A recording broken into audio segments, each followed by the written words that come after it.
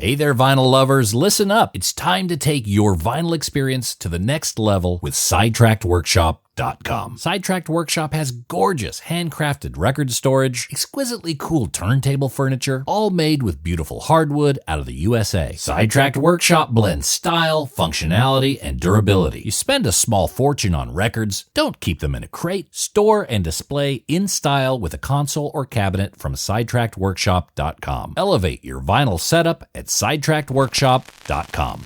And now, on with the show.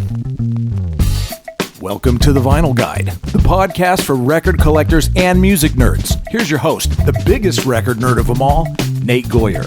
Well, hello everyone, it's Nate. Welcome to episode 468 of The Vinyl Guide, the podcast for record collectors and music nerds. And I am a bit exhausted today. Yesterday was a big day at the Glebe Record Fair, and it was so great to meet so many of you listeners there who stopped by and said hi and talked about records for a bit. But again, it was a big day. On my feet pretty much the whole day, up at 4 a.m. and back late. So yeah, I definitely need an extra cup of coffee today. So again, thank you everyone who swung by the Glebe Record Fair. Hope to see you at the next one. And speaking of meeting up at record fairs, just a heads up, I'll be back in Los Angeles and Las Vegas in November and December. So just firming up my details right now. If you are in any of those locales, DM me and maybe we could do a record meetup somewhere. Look, I'm always up for connecting with other vinyl nerds at a pub, a record shop. Hell, even the Punk Rock Museum is on the table. So more details in the coming weeks with the plans of what's going to go on there. So in the meantime, let's talk Unwound. Justin Trosper of Unwound is on the show today, which is really great because of two things. Number one, Unwound rarely gives interviews. They're generally pretty quiet. So I'm totally proud and quite chuffed that Justin agreed to chat with me. Secondly, I'm really stoked that Unwound is coming to Australia, which kind of blew my mind. I mean, here's this post-hardcore band from the Pacific Northwest. Of course, they're contemporaries of Nirvana and Melvins, Bikini Kill, and more. They've got a solid underground following, but they split up for many, many years. And the fact that they are making an effort to get down to Australia to play is kind of a big deal. You know, it's not cheap to get everyone in the crew out to Australia. And of course, once here, the population of Australia doesn't allow a lot of bands to make it worth their while. But Unwound is absolutely braving the odds. The month of November, and all you Aussies who are listening right now, we got to take advantage of this tour. If you're in Sydney, Adelaide, Melbourne, or Brisbane, or close enough to get there, make sure to Google up and get your tickets quick. And of course, everyone else in the world, follow The Real Unwound on Instagram. That's at The Real Unwound on Instagram, and you'll get alerts for when they are in your area. So real quick, before we start the interview, a few things to note. There is an extended version of this interview with Justin up at patreon.com/vinylguide. For those of you who help support the Vinyl Guide podcast, we give you things like longer interviews, commercial-free episodes, high-resolution audio, and more. So support us up at patreon.com/vinylguide, and of course, we appreciate that. And also, you can explore the full Unwound catalog on vinyl, and it's all made possible by the Numero Group. Go to numerogroup.com or visit your lovely local record shop and buy from them or have them order in some Unwound records, as well as some other Numero Group records. It's a great label. Pretty much everything they put out is definitely worth exploring. And it's a fun thing to do, and Unwound is a great band to explore alongside.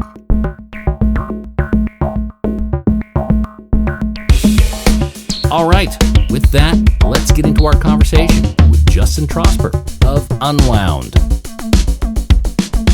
Well, Justin, thank you so much for making the time, man. And yeah, very stoked that you guys are coming to Australia. When I saw that Unwound was coming to Australia, I had to stop and reread it a couple times. Am I sure that I read what I thought I read, which seems like an improbable... You guys have never been to Australia before, is that right?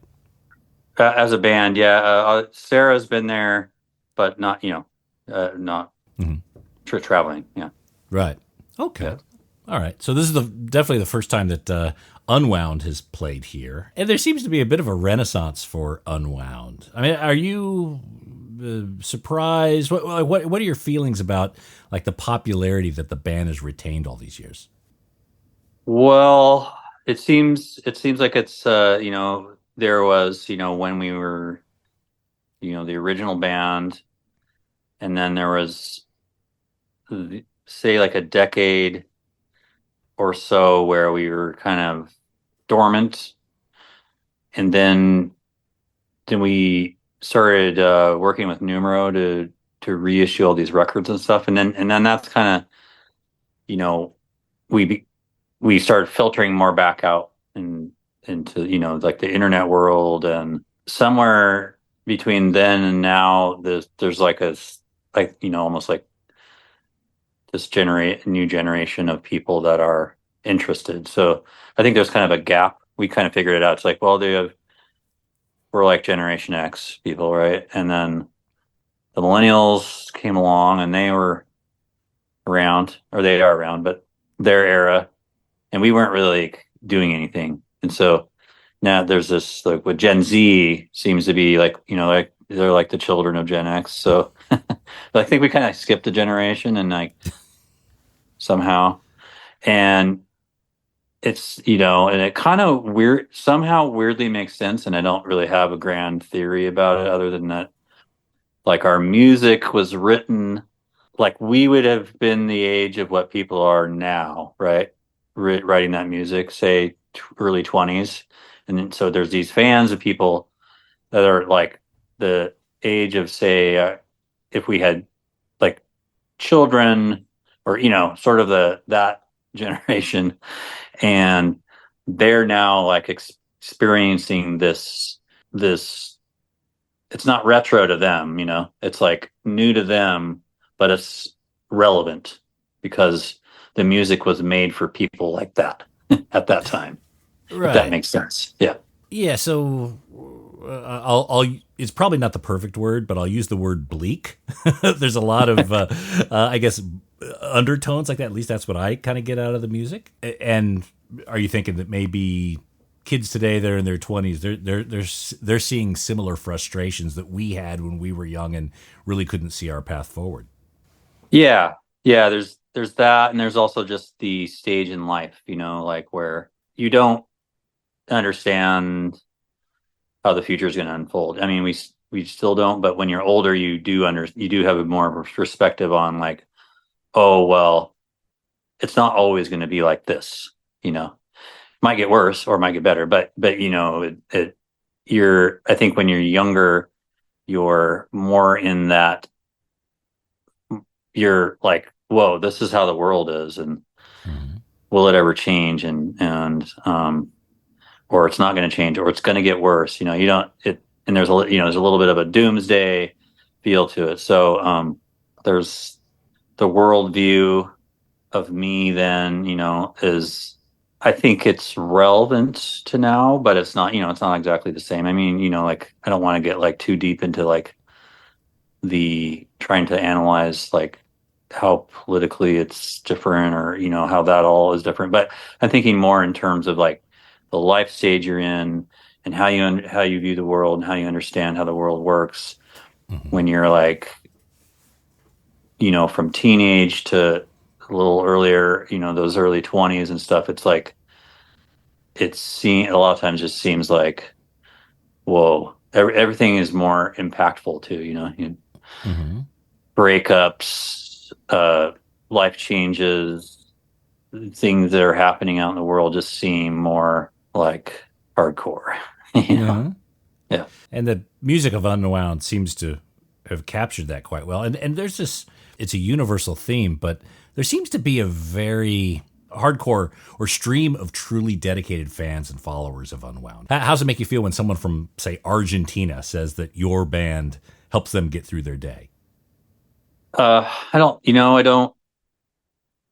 don't think very much about it. I like, because part of it is like I'm seeing it through like a comment section on the in a social media environment. So it I know I like like I intellectually get it. I'm like, oh yeah, there's like people all around the world, and yeah, like from far flung places in it, and I trust that they're saying what they mean, but it's hard to know, it does seem like, whoa, is that real, or okay, cool, yeah, it's hard to digest in any kind of real way. I think when we play shows and like these shows, like so, like before we played these shows last year, yeah, oh yeah, you're going to sell at this place or whatever, and we're like, well, I guess, yeah, we're just experiencing this through the internet now. And then when we got out there and we're like, oh whoa, we're playing like these theaters, bigger places than we used to play, and there's like, and it's not just a bunch of old dudes, it's a whole wide range of people, and they seem very excited and everything. So that's when it kind of seemed like sunk in. So I guess we need to go to South America and really see if it's happening. Yeah. So we will if we can, but it does seem like there is like this South American contingent on every comment section. There's like, please come to Chile or Chile, wherever, different countries. So it could be just like 5 people, right? Yeah, the loudest voices. They're representatives of these different countries. So yeah, the Australians don't comment that much because we're just used to being disappointed. So that's why we're so. Yeah. So when I see the story of most bands, they start off with this purity in their sound, in their attitude, in their vision, and that purity seems to be, I guess, increasingly compromised as time and time goes on and pressure rises. The need to try to make it work, or maybe they get involved with the record company, then they get the pressure that way. But Unwound, again, from my view, it seems to have retained a higher concentration of that purity, that original spirit. Is that something you'd agree with? Yeah, I guess. I mean, perspective. So yeah, if we were like breaking it down into the business components, like over, if that's what you kind of like, it's like you're saying purity of spirit, and I think that would be what you're striving for, right? You're, regardless of the intricacies of business practices and whatnot, like, oh, are they selling out now? Are they not? And it's like, it is, I think if you're aiming, like, I think we thought a little bit about like, okay, if we're going to do all these reunions, is it just for money, or is it what? Try to at least find, does it have any resonance? Is it still, does it still have any meaning to you to play these songs, even, because they are a lot, we're playing songs that are 30, stuff we came up with 30 years ago, basically. So, and I do feel like, yeah, it feels, I don't know, I think because we abandoned it so long ago, and coming back to it and, having to struggle a little bit to get there, it does feel like the musical spirit, like you're saying, is very close to what it was. It almost feels like where you're just flipping a switch or putting on a mask type thing that you had in your closet. You're like, oh, I know how to do this, and and how do you do it? I don't know. We just do. We just, seems like we did it enough times that it's sort of just this ingrained part, even though so many years past we've done other things, live basically different lives, So, I think also part of it is that the beginning of the band and the thrust of where we went, like, artistically, was always about, being, trying to, I don't know, just digging deep and getting way down in there, and so it's a lot of it's like, some of it's like darker, these places you go, the content is there, and stuff. So it's not is I don't know, a little bit less. Some of it's a little bit less about commercial like appeal versus like this form. We're just like, this is what we came up with, and we didn't know if it was going to work or not with other people, but we threw it out there in the world, and so it's in of itself is I don't pure. It makes me feel a little weird to say that it's pure, but at least in terms of where we're coming from. It never seemed to me that Unwound was interested at all in commerciality, at least on someone else's terms. That's what I got. And you could use an extreme example of what could happen with like Kurt and Nirvana and everything, but it seemed like Unwound, you guys were very focused on what the direction you were going. You had the cooperation of Kill Rock stars that allowed you to kind of be the Unwound you wanted to be.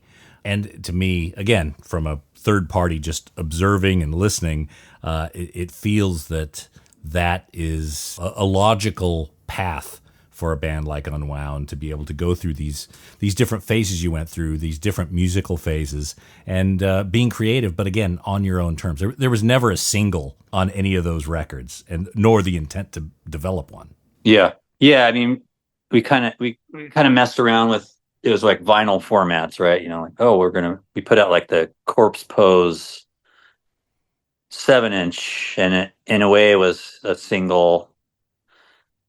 I think a friend of mine said it was like the K-Rock song that never happened for you guys or something.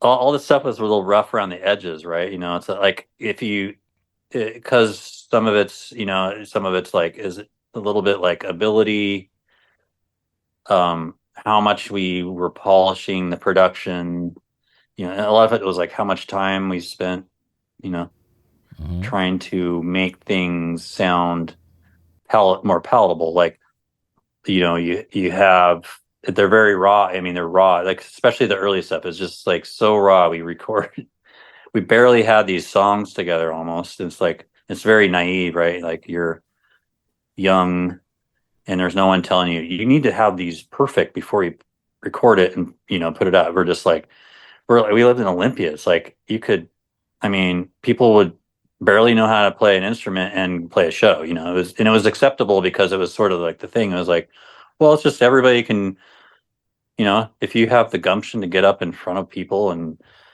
you don't even have to have an instrument, you can just get up and do. I'm not even joking. People just did fucking a cappella shows, shit, in alleys. It was very free form, and so we kind of came out of this environment, even though we were more of a rock band. Obviously, we were inspired by more of the rock bands like Nirvana and Melvins and these things, but it was an accepting atmosphere. Like, well, you don't have to be perfect. You just have, come up with what you do, and people might check it out. And then you'll probably get better, but like, or not, And so we recorded these records that are like pretty sloppy or raw, but they have songs, they have the content.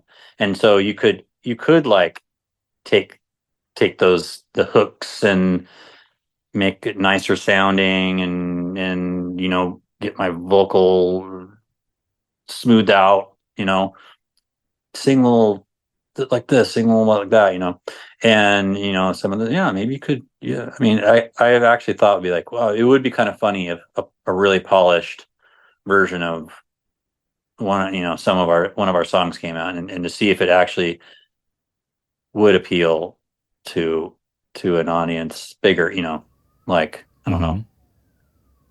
Well, you know what I'm saying. Yeah. Do you still have those tapes? I mean, is there the possibility you could even do that at some point? I'd be thinking more like somebody else with more like a very polished type band, but that's compatible. Something like, I can't even think, like the Foo Fighters or something. Like, well, even modern day Melvins, they do a lot of covers, something like that. Oh, sure, yeah. Well, that would be, that's actually not even out of the realm of possibilities, really. I mean, I could probably pitch that idea directly and say, hey, I want to do this, but That would be kind of funny. Maybe we should think about that. What was the relationship like between Unwound and Kill Rock Stars? It seems to have been a very fruitful relationship. Was it always that way? How was that engagement?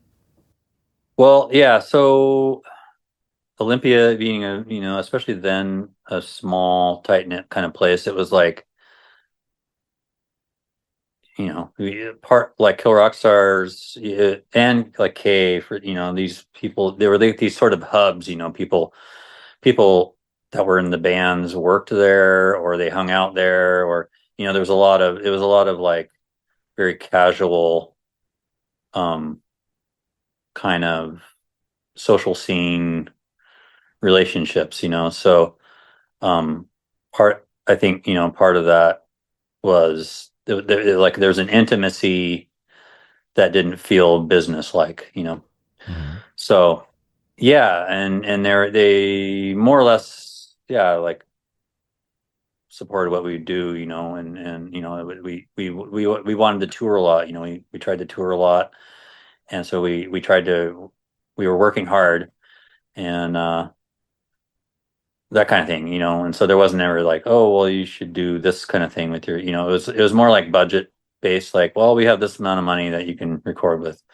and then each record we as we grew, they grew as a label, and there was a little bit more money to spend on recordings and stuff, and so by the end, probably the last record we did with them was the trickiest in terms of how long it took, and they were like, what are you guys doing, are you if you're gonna give us a record, because they just gave us money and we built a studio. We didn't I mean, we had a budget and we stuck with it, but then once we did that, it took a while because we did sort of have free reign, we didn't have the limits of oh, we have 2 weeks or a week or 5 days or whatever to do this. It was like months, and Was that lack of constraint, do you think that aided the band, or do you think that was a challenge for the band at that point?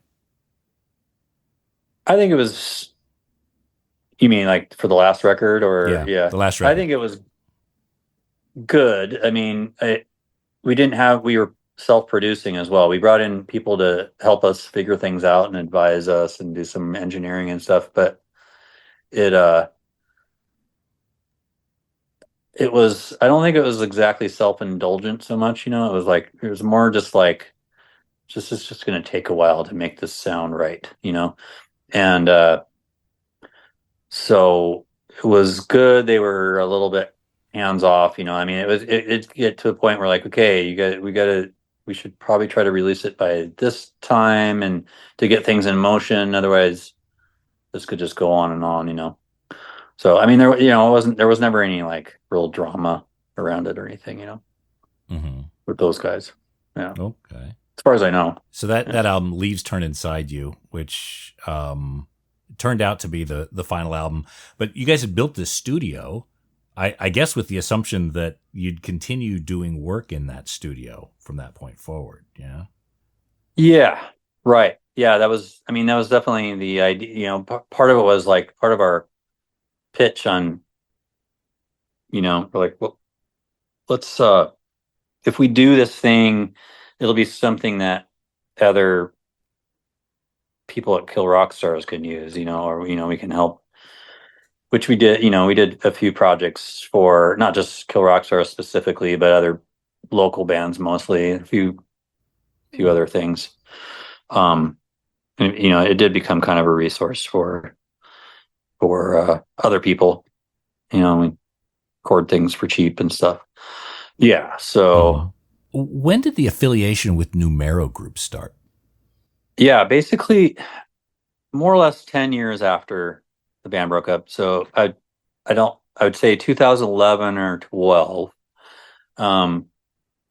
And the quick story on that would be that we started putting together this online archive, like, let's have a little bit of web presence, um and have some it was kind of a project just to do, and we thought we'd put together a live record, and so of our last tour, and so we started doing that, and I had a couple friends help us with that, and between those guys,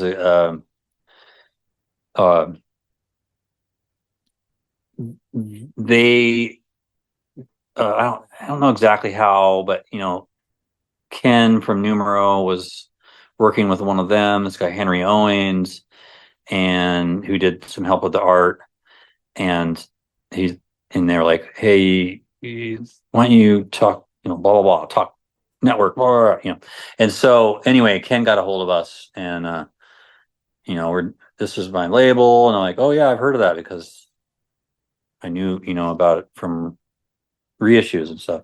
Mm-hmm. And I just kind of started talking to him, and he was already doing the coding. I think that's kind of the first first sort of indie rock type thing they were doing. And are you interested in this kind of thing? And so I was like, yeah, this would be great. Kill Rock Star was kind of going through their a phase of they were transitioning. They had moved from Olympia. They had, and there was also kind of like the music industry. There's like this whole, everything kind of tanked, right, for a while. Yeah. And so, I mean, they survived, but they were kind of like reinventing themselves. They didn't know what they were doing. And so they weren't really focusing too much on these legacy bands, And so I kind of just asked them like, hey, there's this label that, they really want to do this stuff. Can we just have our stuff back if you guys aren't really going to do it? And they were super like gracious about it. Like, yeah, cool. Here you go. No big deal. Good luck. Thanks. Love you. Yeah. Yeah. It's been fun. It's been fun. Yeah. Don't let the door hit you on the way out. Yeah. Was it difficult locating the tapes and the artwork and the different materials that were needed? Not really. I mean, there's some stuff that we don't have tapes of, and that was mastered off of like CDs and stuff. But for the most part, we definitely had. I think we had all the masters of the main records and everything. We kept. So, there's even multi-track tapes and everything. We didn't really remix anything. The only thing we did a little bit of remixing of the very first demo tape that our second recording that we ever did, and we had an 8-track,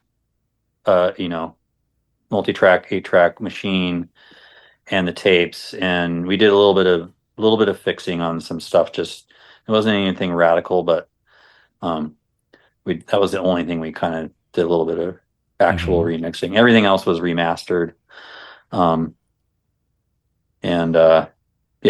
It sounds really good. I was just listening to Kid Is Gone and really marveling at the sound. These are tapes that you recorded in your garage, and a lot of them are just very non-studio recordings.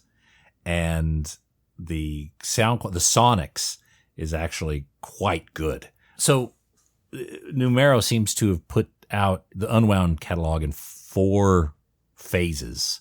There's Kid Is Gone, Rat Conspiracy, No Energy, and Empire. And each of those have not only demos, early recordings, but the full albums that tell the whole story from beginning to end of Unwound. Is there anything that's missing in there? Any tapes that weren't used for those box sets? Hey there, all you record nerds. I want to tell you about BagsUnlimited.com. BagsUnlimited.com has a huge selection of vinyl record supplies. Whether you collect LPs, 7-inch singles, 78 shellacs, or anything in between, BagsUnlimited.com will sort you out. From polyline sleeves to cardboard record mailers to 7-inch storage boxes and archive quality record sleeves, protect your records of any size and shape at BagsUnlimited.com. Whether you have a small small personal record collection, or you're running a massive record shop, you can grab a small supply or even buy in bulk at bagsunlimited.com. And they've got some really incredible, unique stuff. Bagsunlimited.com even has special size sleeves made especially to protect your box sets, storage boxes and sleeves for cassette tapes, protective supplies for reel-to-reel, and yes, even 8-tracks. Just go to bagsunlimited.com, click on audio supplies, and prepare to be impressed by all the options they have. That's bagsunlimited.com. Oh, and hey, record nerds, don't forget to clean your records with the very best and safest record cleaner, the Groove Washer. Make your records look and sound their very best and store them with confidence using the new Groove Washer Groove Guard record sleeves. You gotta try this out. It makes a huge difference to the quality of your vinyl experience. Ask for the Groove Washer by name at your local record store and accept no substitutes. Or head over to groovewasher.com and use discount code VINYLGUIDE10. All hail the Groove Washer. That's groovewasher.com, discount code VINYLGUIDE10. Numero seems to have put out the Unwound catalog in 4 phases. There's Kid Is Gone, Rat Conspiracy, No Energy, and Empire. And each of those have not only demos, early recordings, but the full albums that tell the whole story from beginning to end of Unwound. Is there anything that's missing in there? Any tapes that weren't used for those box sets? Not really. I think we really kind of.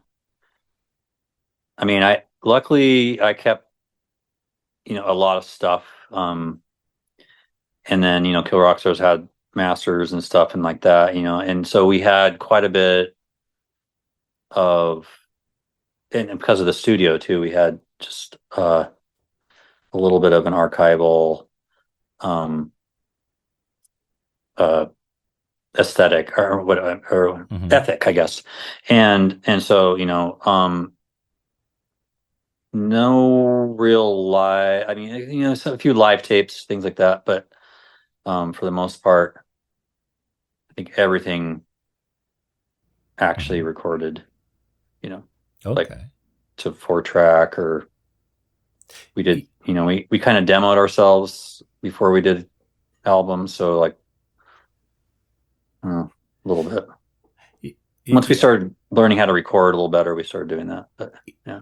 You brought up the archival ethic, which strikes me as very, very true, because even the unwoundarchive.com, there seems to have been a discipline or a desire to archive and keep things and tell the story accurately, even from a very early point in the band.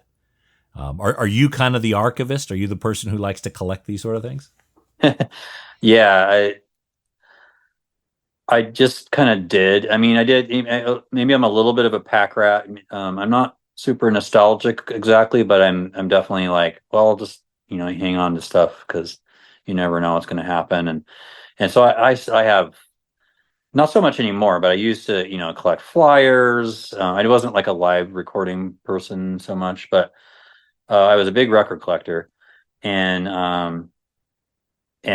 especially when I was younger, every flyer I would go like, if I go into Seattle or something, I would go pick flyers off of telephone poles and stuff. If there was anything cool, like from the age of like 13, and so I had quite a bit of that kind of stuff.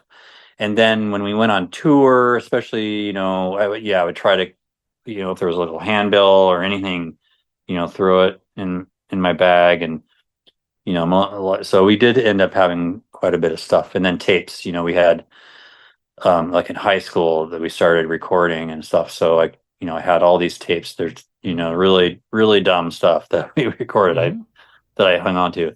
So, so Vern definitely had. He was a little bit of a pack rat too, but like, I mean, I just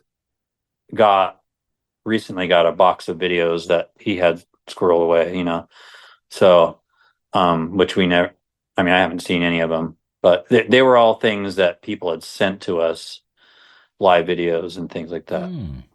Yeah. So, so a long time ago, we were going to put together a video compilation.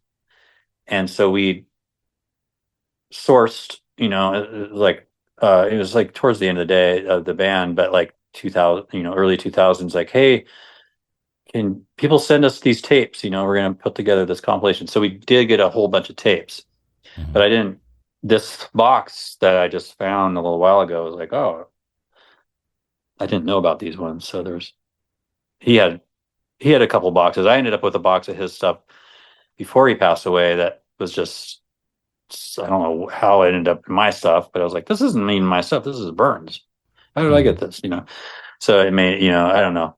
And there's a lot of stuff. We had letters. I still have a bunch of letters, fan letters. I kept all of our fan mail, but a lot of it got lost.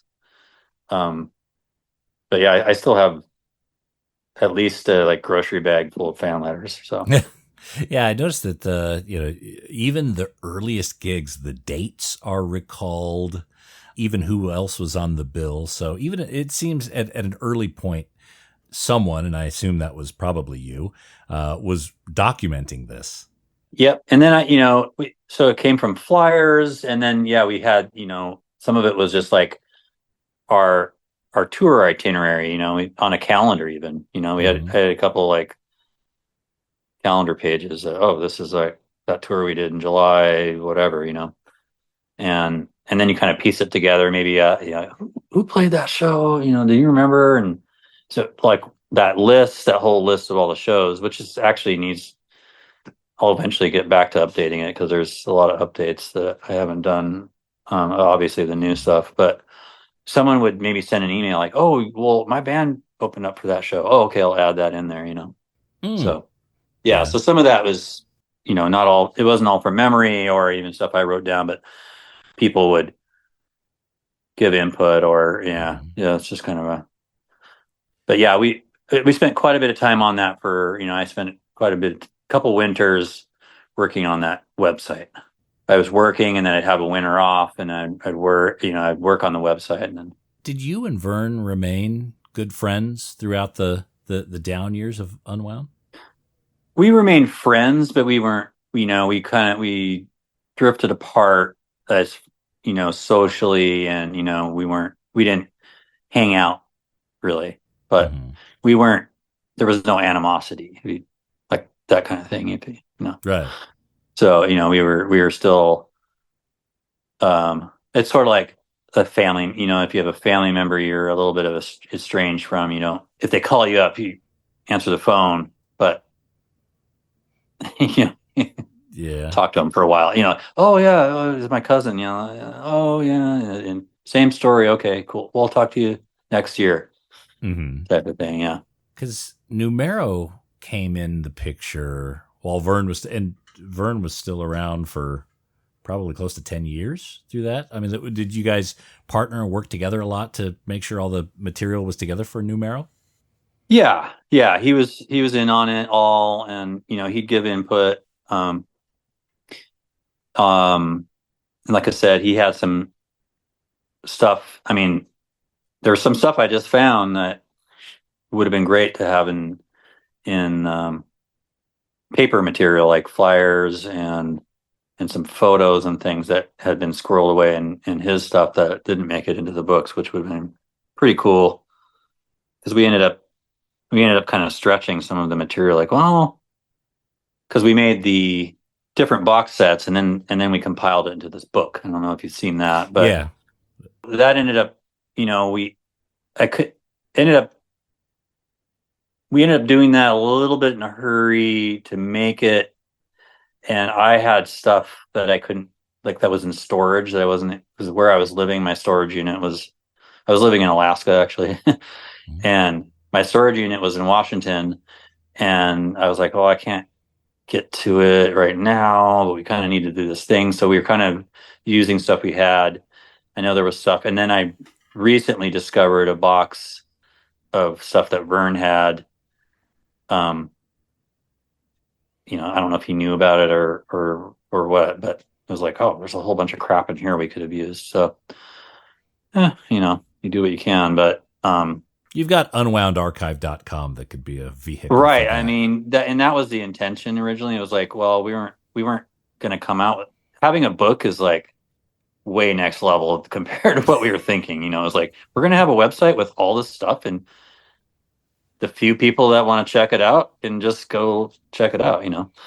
And so there is still stuff on there. I mean, it was fun, and I could probably find, it has to be fun to do it, and so at that time it was fun to dig through things and put it out and kind of make a little website thing out of it. And I don't,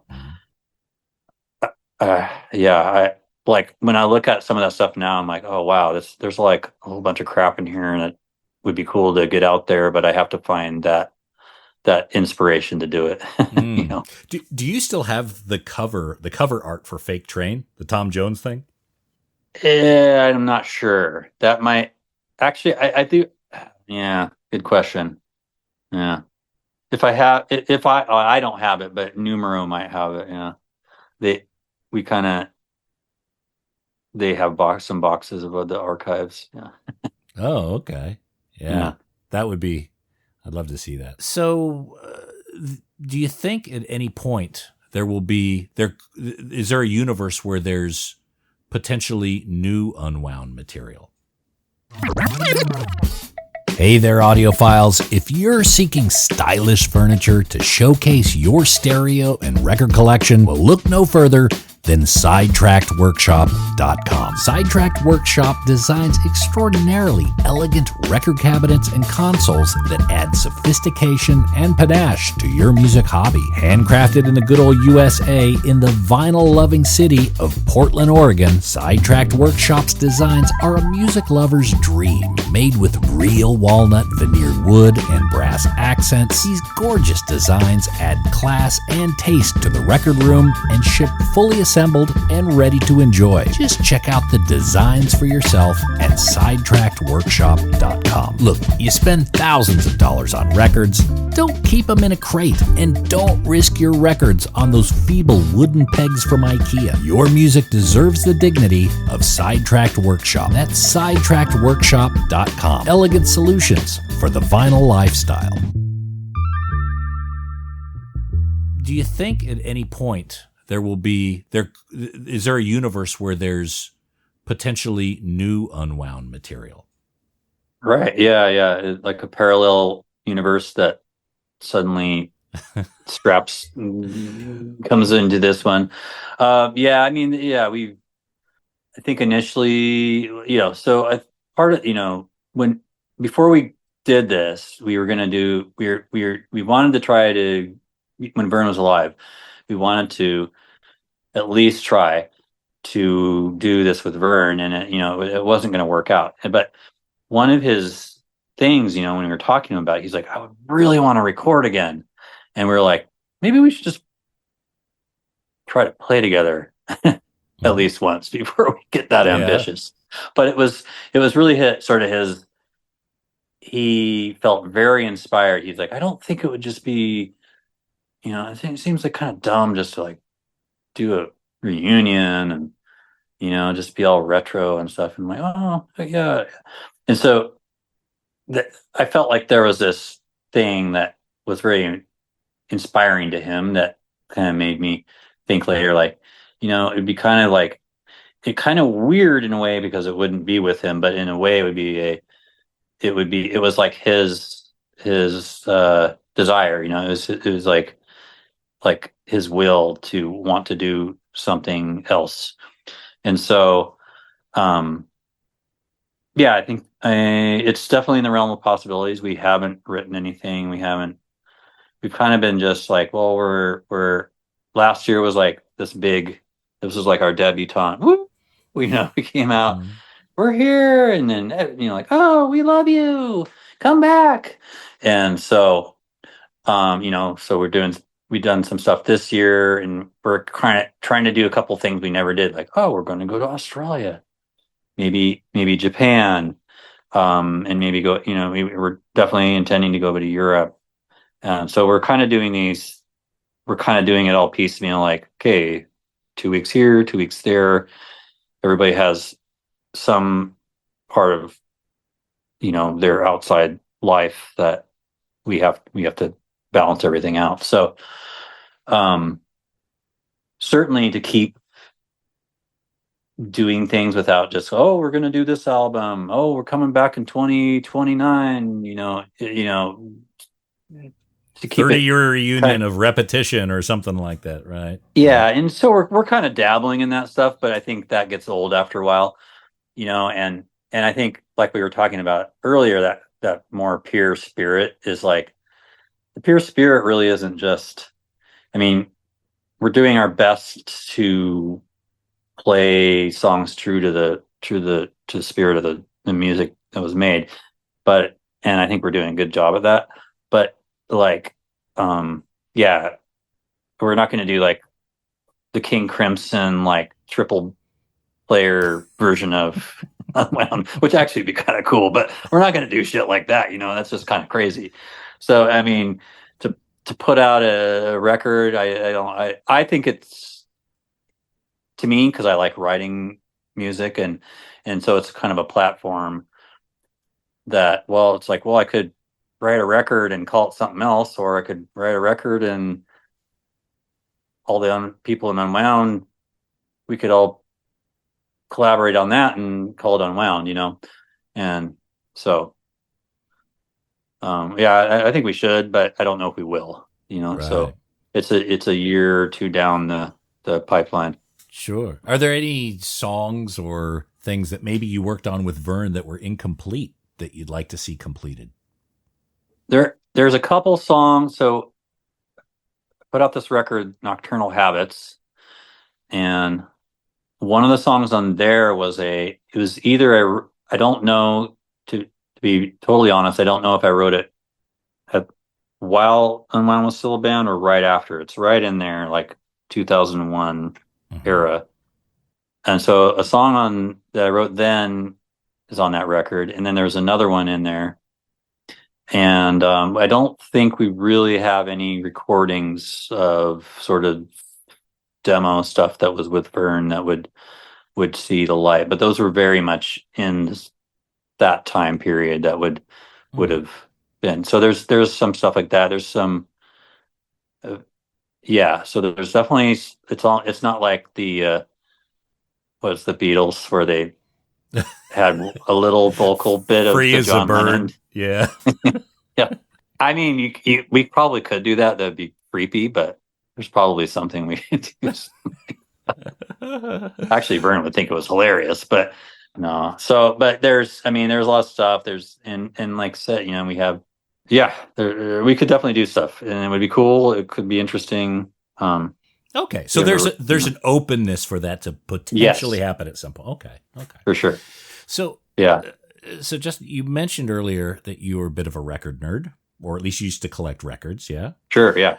Do you still collect records? Is that still something you do regularly? I don't really. I have a record collection that's mostly in storage. A box ended up, like, it was at my parents' storage, and they came down and visited me, and they're like, "Oh, we have this box of records," and it turned out to be an awesome box. It was like full of cool stuff. So that's been in my living room, and I finally reset up my stereo and stuff, and was listening to things. But so yeah, I kind of stopped active. So after Unwound, I was still collecting. I was doing DJing. I DJ'd in Olympia regularly. I had and during Unwound too, I had a soul night. I did a soul night, and then after that I did a more eclectic night right at this bar, and so I did that, and that was, it was everywhere from Martin Denny to, just obscure more. It was like they wanted a dinner hour type thing, and so it was all kinds of like that kind of stuff. And then later when I moved away from Olympia and I came back, and then later did some DJing, and so that kind of kept me collecting here and there, and then that was also when the MP3 streaming and everything started taking over my listening habits, I guess you'd say.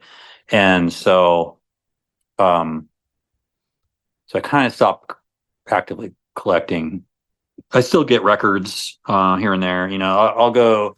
Also, it's a little less fun to me than it used to be, because it used to be, because we tour, I'd go to a record store and go picking and find a bunch of stuff, and it wasn't very expensive. And then now it's just so expensive, So and I have more money than I did then, and but it's just less fun to me. I'm like, So if I go to a thrift store, I might pick through a little bit, and because if you're a record collector, actually when you walk into a place, if it has potential, it's just like this.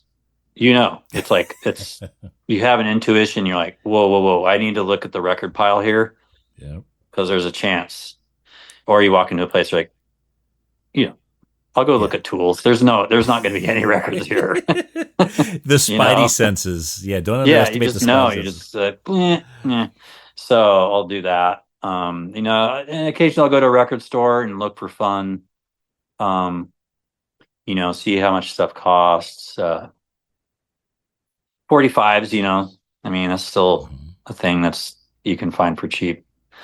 So right? Let me ask you this, Justin. So I had a really good friend of mine, my best friend here in Australia. His name is Dan, and he's the one that actually introduced me to Unwound. Ironically enough, he passed away in 2015.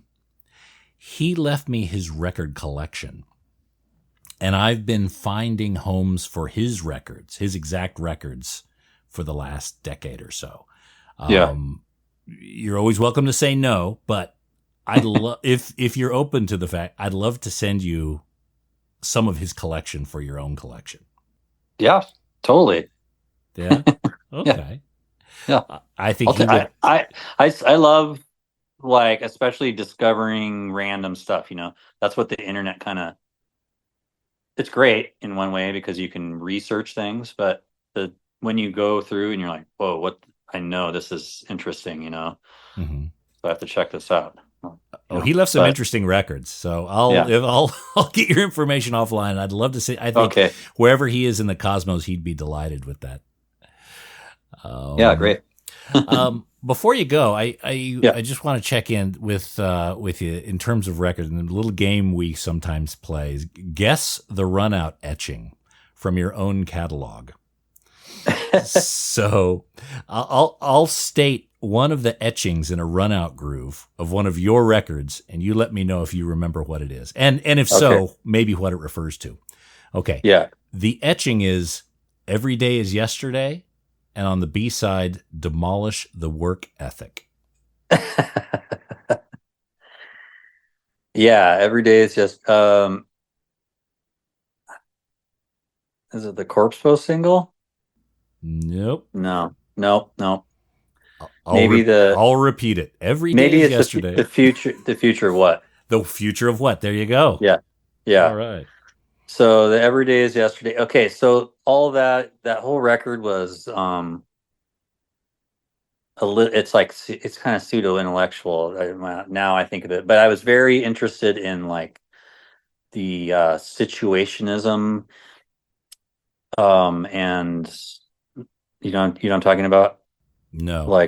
Okay. It's sort of like critical theory, postmodern stuff that was happening in the 60s. And there was French writers, and they're analyzing society, and then the postmodern blends. And so a lot of it's that whole thing of the society of the spectacle, and your what it was before, it was where media was infiltrating reality, and there's the idea of time and everything. So where are we watching the world as it unfolds, or are we watching a rerun of the world as it unfolds, or whatever? So and then the Demolish the Work Ethic thing was sort of that would be like a propaganda, like a graffiti or a propaganda statement to make people think the opposite, like it would be writing the thing so people would rebel against the thing that you're writing. Okay. Almost a self-destructive Don't tell me to demolish statement. the work ethic. Well, any club that would have me as a member is a club I wouldn't join, that kind of thing? Yeah, that kind of thing, right. Oh, okay. Something like that, yeah. All right. Well, very good. Okay, let me give you another one here. All right. These are runout etchings of a record that you created. The Witch, the Warlock, and the Weirdo, with the B-side, Gene Simmons Wears Pants, Truth. Okay, that's Fake Train. Absolutely. And the Witch, the Warlock, and the Weirdo is what Bill Karen from Bikini Kill called Unwound. And that you guys are I don't know if it was secondhand or if he told me that into my face. I mean, we used to hang out, and so yeah, you guys are the Witch, the Warlock, the Warlock, and the Weirdo. Who was the weirdo? I think I was the weirdo, but I would think Vern was more of a weirdo, but he was more of a warlock in the sense that he was more into like Dungeons and Dragons and Middle Earthian type of things. So. Process of elimination We all makes know you the witch, weirdo. I mean, the witch. Yeah. Maybe I was the witch. Sarah was the weirdo. So Vern was definitely the warlock, though. Yeah. Okay. Yeah. And then the other side, the Gene Women's, that's got to have. It was definitely from Toby Vale from Bikini Kill, and I don't remember. The Wears Pants thing was a very inside joke thing of that time, and I don't remember her band, the Frumpies. I don't know if because I didn't think the Frumpies was going yet, but they had a song called "The Frumpies Wears Pants," like versus skirts or dresses, and so it was a Kiss.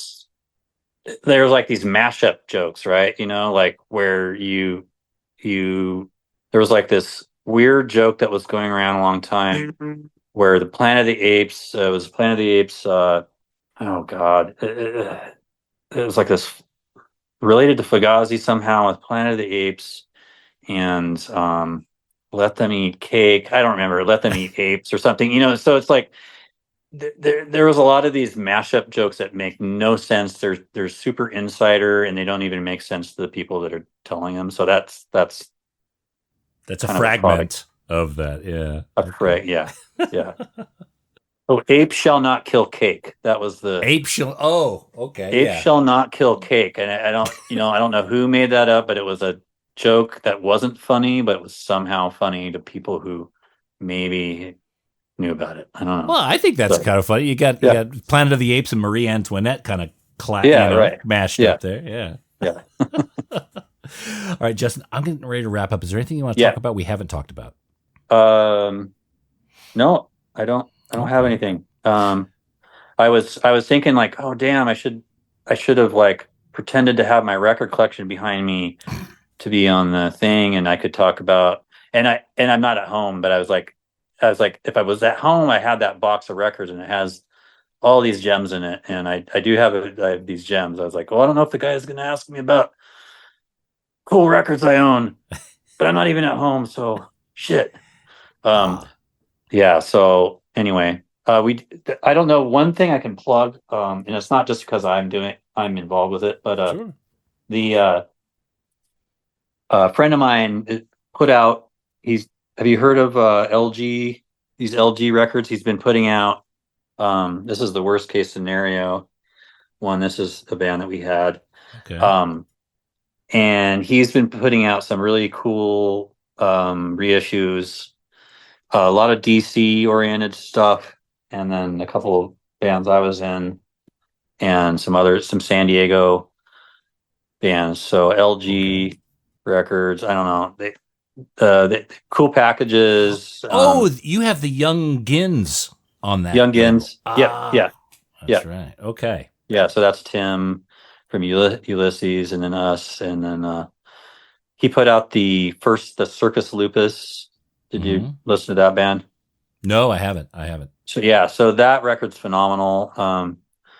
And maybe Shudder to Think. I mean, some bands you've heard of and offshoots of people in those bands, and then some pretty obscure San Diego punk hardcore 90s stuff and things like that. But, Click Attack Ikakawi, you guys so Numero's doing that.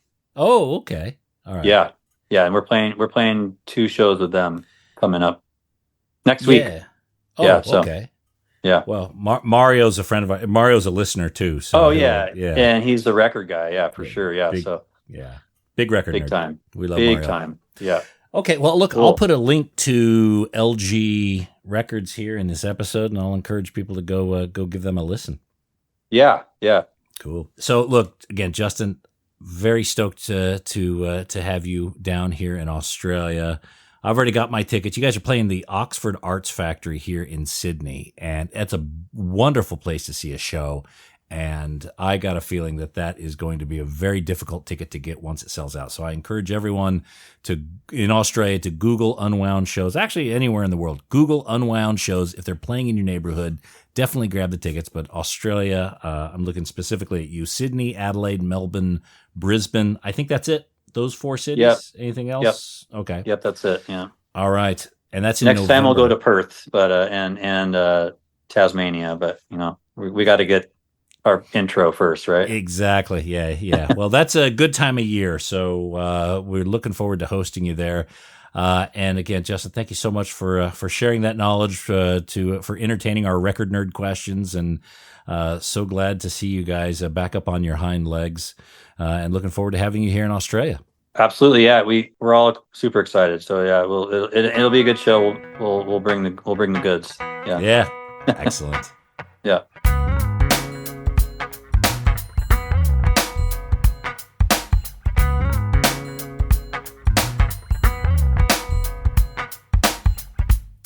Man, lovely dude. Again, very stoked Unwound is coming to Australia. And just also a quick shout out, Sarah Lund, the drummer of Unwound, recently shared that she's going through a health challenge at the moment. And it was great to see so many people come into her aid through a GoFundMe. So sounds like she's doing pretty well on the road to mending. And we look forward to having her down in Australia as well. Thirdly, Jared Warren, who you may know from Big Business, is playing bass with Unwound. And that is fantastic. He's filled the big shoes left by Vern. And we look forward to having him down here as well. It sounds like a fantastic lineup. And again, Google Unwound if you're in Australia, grab those tickets. And of course, they're playing in other parts of the world as well. So see this band while you can. And that's it for this episode of The Vinyl Guide. Thank you so much for tuning in. Appreciate all of you who are sharing these episodes on social media and Reddit forums and Facebook groups and tweeting them out and sharing on Instagram. That is hugely appreciated. And those of you leaving positive reviews on Apple Podcasts and Spotify, well, pucker up, pal, because here comes a big kiss for you. Mwah. We'll be back shortly with a brand new episode. So until we talk next time, get out there and buy some records, people. Cheers.